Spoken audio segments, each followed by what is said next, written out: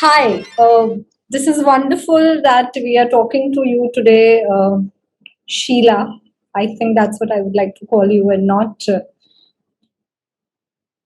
And I mean, how would you want me to address you?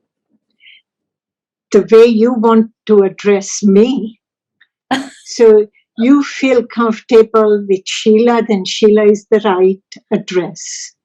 Gujarati Mid-Day.com is very happy. We are very excited that we are talking to you today. We do know, your Gujarati roots very much from Baroda and Gujarat, and the entire story the world knows, and everyone is very curious to know more from you.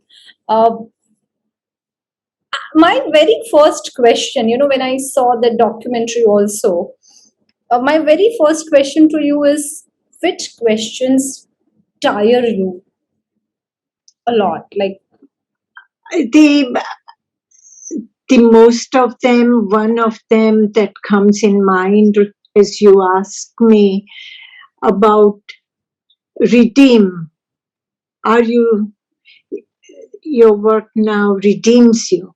I mean, I don't think in terms of redemption. I do things because that's what I want to do. And I have clarity for it. And I have no guilt. So guilt and redemption go hand in hand. And I don't feel both apply to me. And most people function between redemption and guilt. Recently, again, asked about it. How do you react when you feel guilty? But I don't feel guilty because I do what I want to do and I do it the way I want to do it. It may be cooking, it may be cleaning, it may be high philosophy. I say my mind. that's powerful. And so, when you say that I say my mind, I do what I want to do. Were you always like this, or the life that you chose to live, made you like this? I think it is a combination of both. Life has its element to motivate you, and life can motivate you only if you have those qualities. I understand there is no guilt and there is no redemption, and that's lovely. I think that's the best way one could actually move on, or uh, but fear, I feel, I mean, a lot of philosophers have they have also said that fear is very important, because then you don't make mistakes, because you are alert. What would you say about this? I think it's wrong to think that way. Okay. If you are afraid, you are already preoccupied with your fear, then you are not 100%. And when you do something, you have to be 100%.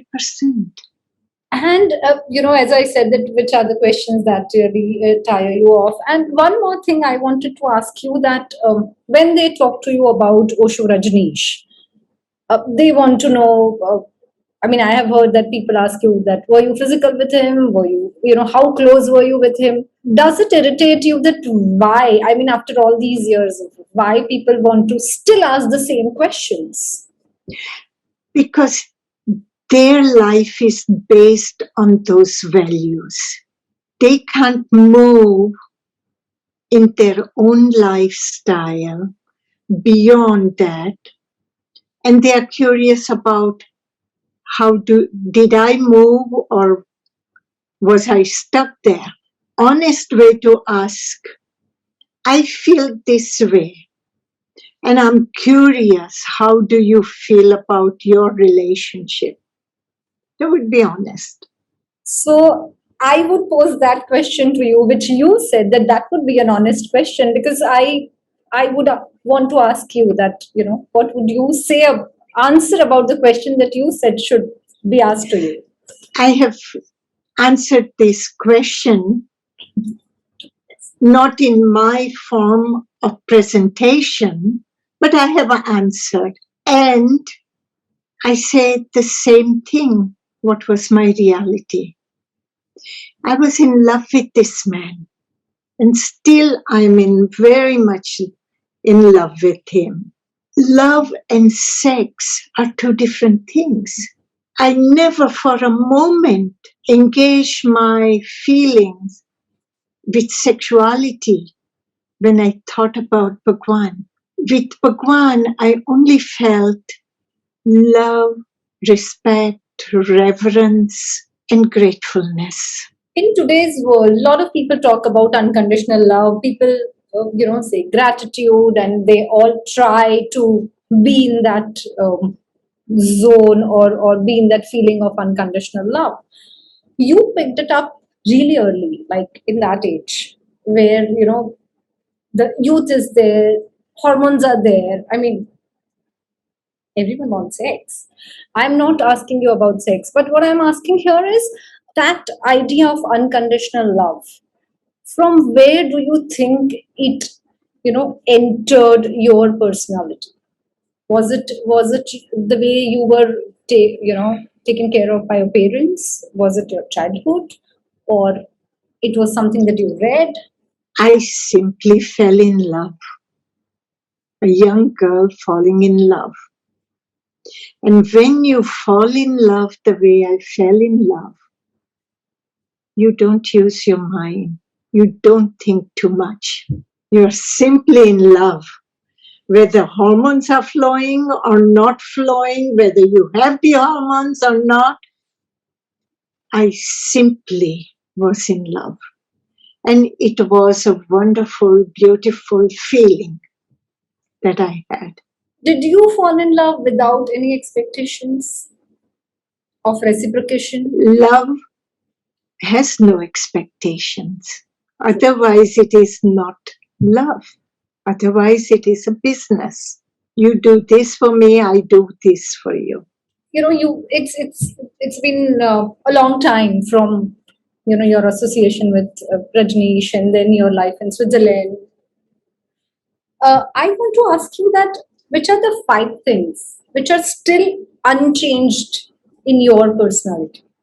Uh, you see me, I was the same way as I am now with Bhagwan, and I am the same without Bhagwan. I was outspoken.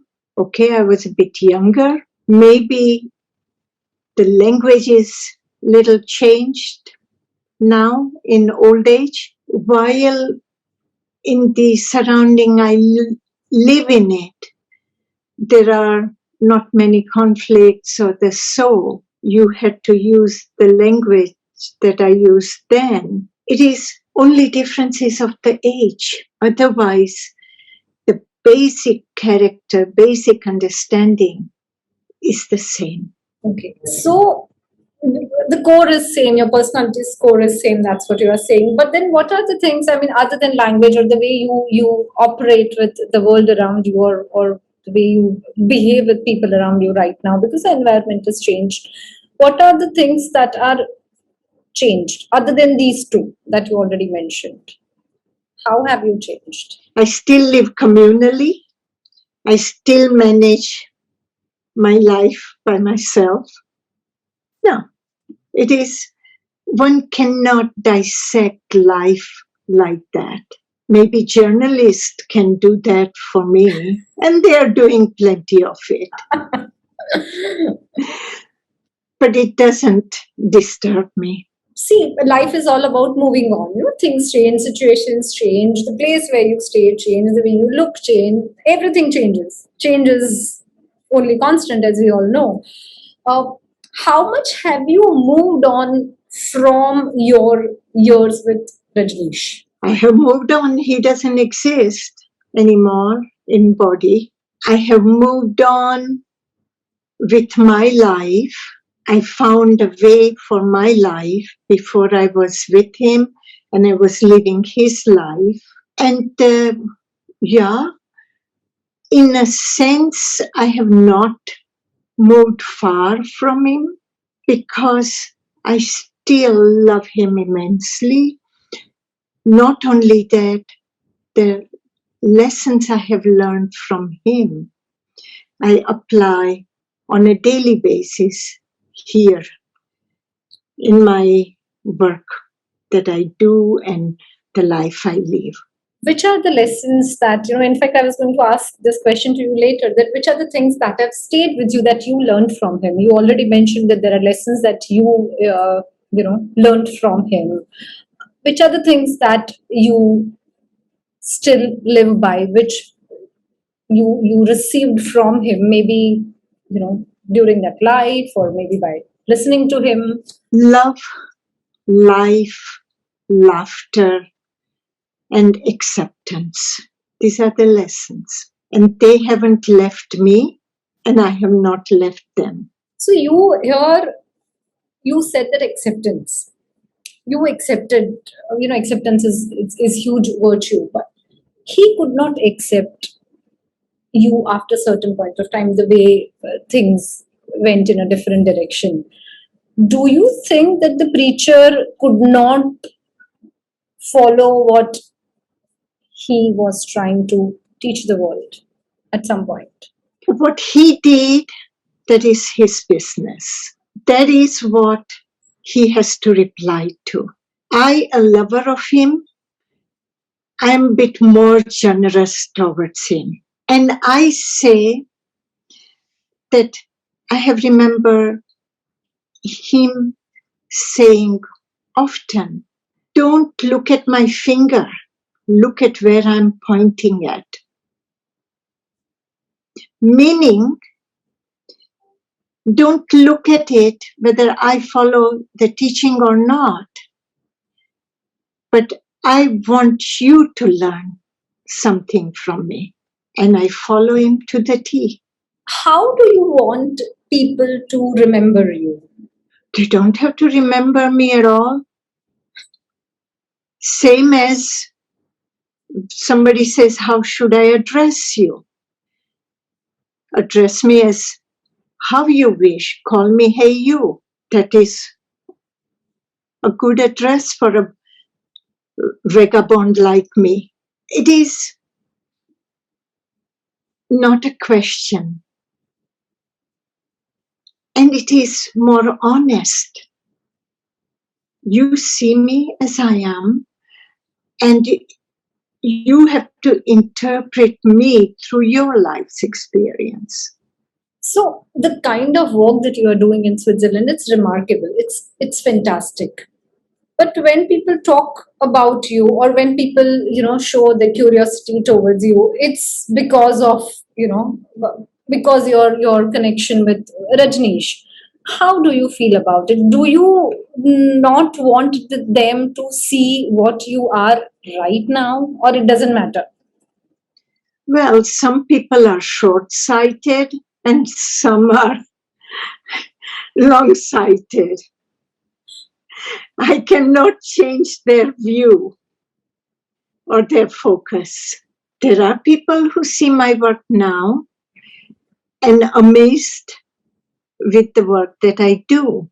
And there are people who only focus on the life with Bhagwan. And both are good because both are part of my life. So it doesn't irritate you at all that they don't see you separately than, your life? No, no. And you can't separate him from me. I breathe him and breathe out. How will you separate him? I love the man. I have loved him. And the way life looks, I probably will love him in future too. In the documentary, also, in not directly, sometimes indirectly, you have said that people just want to talk about certain things and they don't know the real me. If I ask you that, do you know Sheila? Can you just tell me who is she? I want to hear that, and a long answer. She's sitting in front of you and she's giving every question, not just you have asked for the answer, whole world has asked over the years. And I have, without tiring, given them answer. And that all is Sheela. This is the same Sheela that Bhagwan loved very much. And this is the same Sheela who loved Bhagwan very much. It is the same Sheela, daughter of Ambalal Patel and Maniben Patel. And same Sheela to be proud of their daughter, being their daughter. And they are very proud of having me as a daughter. I am transparent. How the years in jail that you spent changed you? Or did it mellow you down? Or because people who are jailed, they always say that I got time to to look within and talk to myself, etc., etc. How much did it change you? Experience like that, if does not change, then you miss the opportunity. My daughter had asked me in 1990s, she was visiting me and in a school vacation, and she says to me, Sheely, you're not the same Sheely. And I said, hey, that's a very good observation for a young lady. If I would be the same person, then I would wasted my time. And the experience that I had in prison that taught me value of time and patience. Value of time because we all have on a daily basis wrong idea of time. That's why we are stressed. We talk about time, I don't have time, or I have to be here, there. We create stress around time. In prison, everything you calculate in time. Every prisoner talks about how much time they are serving, how much time they are here. So suddenly the whole outlook of time changes. And to wait long period, I spent 39 months waiting for the day when I'm released. That 39 days taught me patience and not to waste my time constantly thinking about. I use my time. And the entire world is dealing with pandemic. What the situation back home here in India, it's very tricky. We are facing a lot of issues. What is your what do you feel, and how do you see people around you dealing with this scenario? It is, I look at it practically, pragmatically. My first analysis of the situation is pandemic is bigger than I can think of. Now, how will I deal with a bigger monster than I can imagine? Then instead of fighting against it, I just welcome it. I just accept it. I say, okay, you have come to my door. I'm not going to shut my door out to you. Come, let's be friends. So first thing I would, with this attitude, do is take away the fear of death. So many deaths have come with COVID. Everybody's afraid for their life. And rightly so. So I would say, you are here. How do I entertain you? Okay, I isolate myself so that I don't pass it on to somebody else. So then the focus is of helping the other. And when you are there for the other, then your fear becomes lesser. So I deal with it in a very practical manner. We also had in our home here a crisis in November where 80% of my patient and the team both had corona positive and symptoms. I had 6 people with severe symptoms. Those people, I moved them to hospital. Luckily, the hospitals are not as corrupt here, and they take care of the patient. And then 6 of us did double shift for 2 weeks, 24 hours. We were there. And there rest of the people isolated. The rest of the team, which was about 20, 21 people, we said, you remain at home. Don't come to work. So we don't contaminate or they don't contaminate us. And existence took care of us. 14 days, we started getting back to normal. And it was a very practical way of dealing with it. We maintained our house anyway very clean and very hygienic. We kept, though it was winter months, we kept opening the windows every few minutes, letting fresh air go by, and so. So practicality, I advise everyone to deal with it. I also say, don't become victim of your own fear. From that statement, when you say, where you say that don't become victim of your own fear, that's what I was going to ask you next, that people are getting depressed, people are getting tensed. I mean, a lot of people have lost jobs and they feel socializing, they miss socializing, they want to meet people, they can't go out, it disturbs a lot. A lot of people get upset about it. I mean, we know that a lot of people have committed suicide also, for a fact.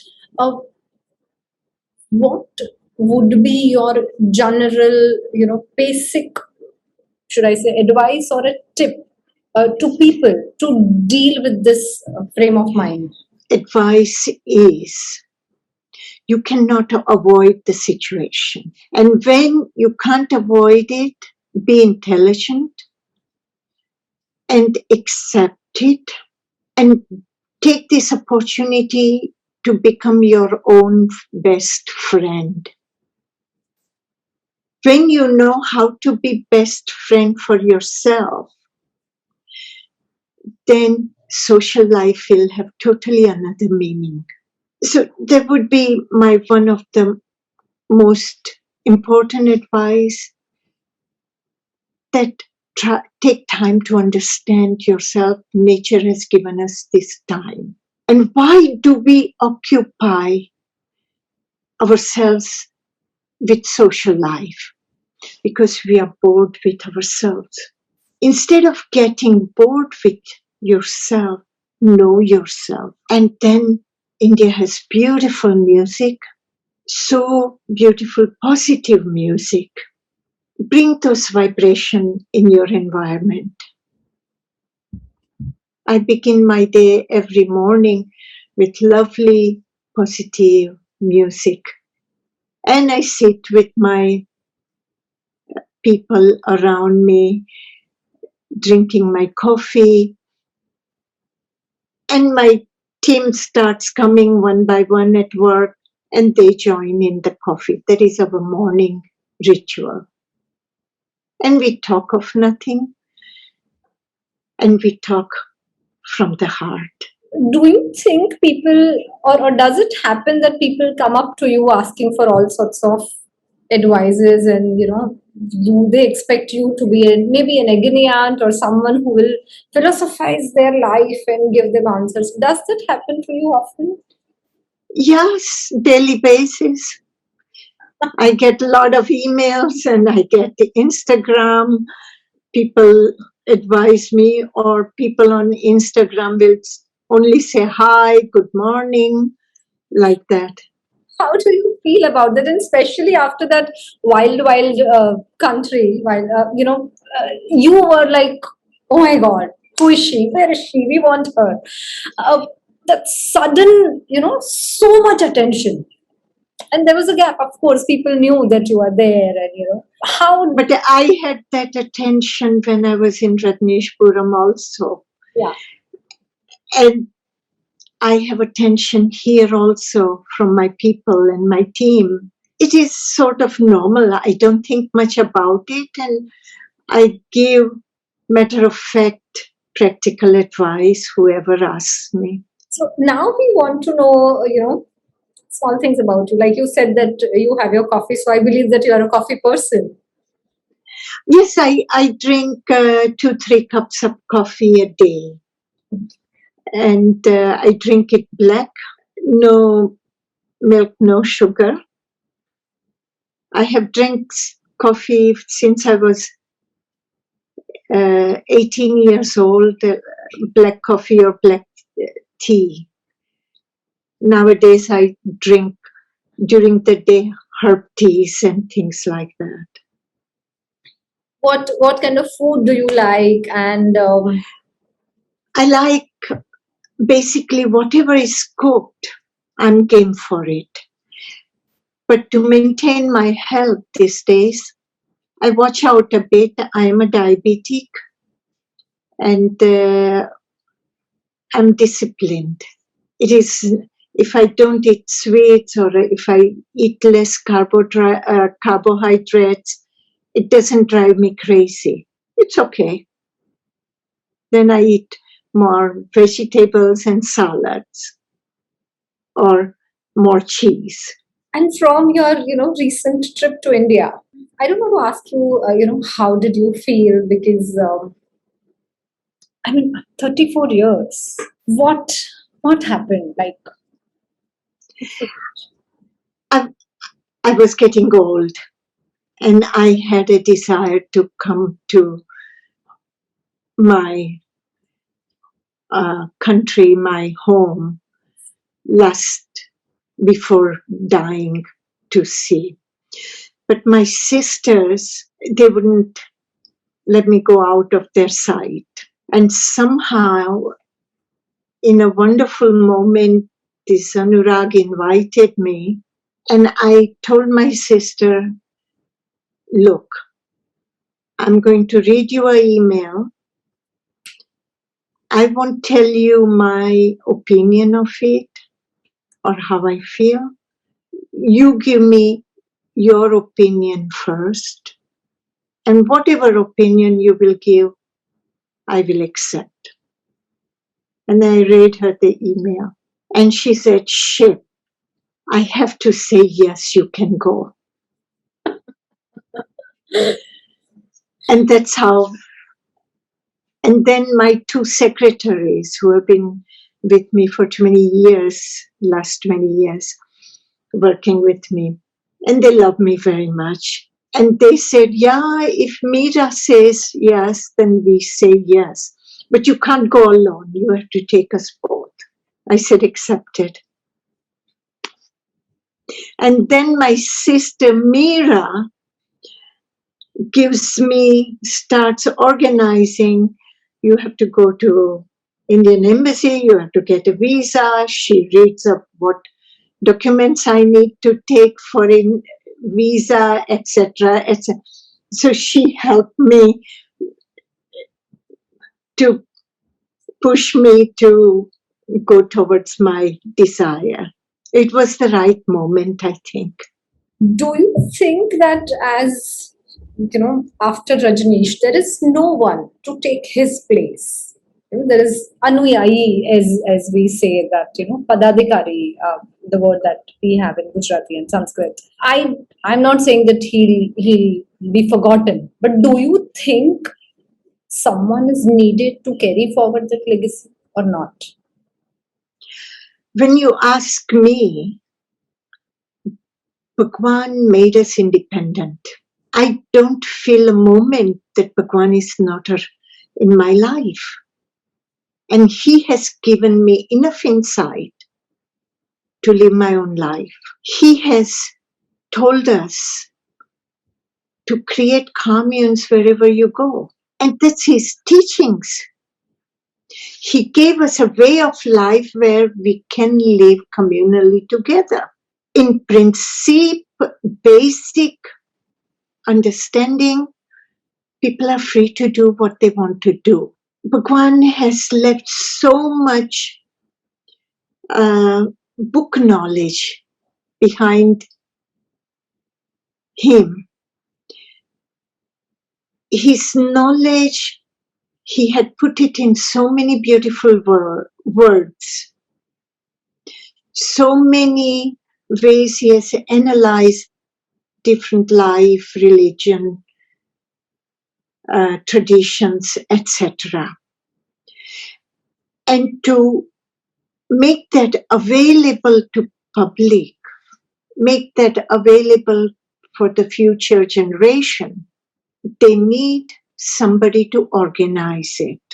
People who he might have thought to, who would do that, I think they are only money hungry, just like politicians. What they are doing, I don't know, but I hear a lot of noise about it. And I hope that someday some courageous soul will take the situation in hand, explain to charity commissioner to throw them out. They have showed their wrong intentions. They have showed their corrupt mind and inability to do anything for Bhagwan and his teachings. It's a sad state of affairs. I mean, I don't think anybody needs to sit on his seat. No, nobody needs to sit on his chair because nobody has that ability. And if somebody thinks that, I think they're crazy. I have met you in person for a short period of time. Today I'm talking to you. I've seen your interviews. I mean, I've seen the documentary, both the documentaries. Are you always this calm? This calmness is your sthai bhav. I mean, Always so. Even when I was young, which people don't know. And I was a lot of fun. And I was still a lot of fun. do for fun. We want to know that. How do I do my fun? I dance with my residents here. When I'm exercising or something, I play around with my residents, go for a walk with them once in a while, and just carrying positive energy in me makes for other people fun. You don't have to do anything special for fun. Just have a good smile, you give one another a hug, and you say a nice story, or you just, somebody wants to say something and you open your ears and listen to it and laugh with it. That's enough. I had a question in my mind which I forgot now because I was listening to this and thinking also. It will come back. Yeah, it should. Okay. Do you like to read? What kind of books do you read? I normally read these days what I need for my practical life. I work 12 hours a day. I'm in my office from 7 in the morning, 7:10 in the morning, till dinner time, 6:15, 6:30. And then I'm tired. 72 year makes you tired, And then I come in my bed and there I answer my emails and answer my messages, etc. Then listen to the news and sometimes start falling asleep while listening to news. Yeah. So the question that I wanted to ask you, you said about, it's all about being positive. In the recent times, we are facing this virus and stuff like that. And otherwise also people keep saying that, think positive, but for how long can one be positive? We are human beings. We have different emotions. How is it? Definitely.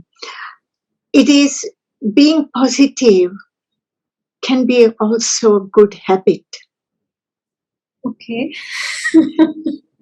We have normal tendency of justifying negativity and making negativity as a habit.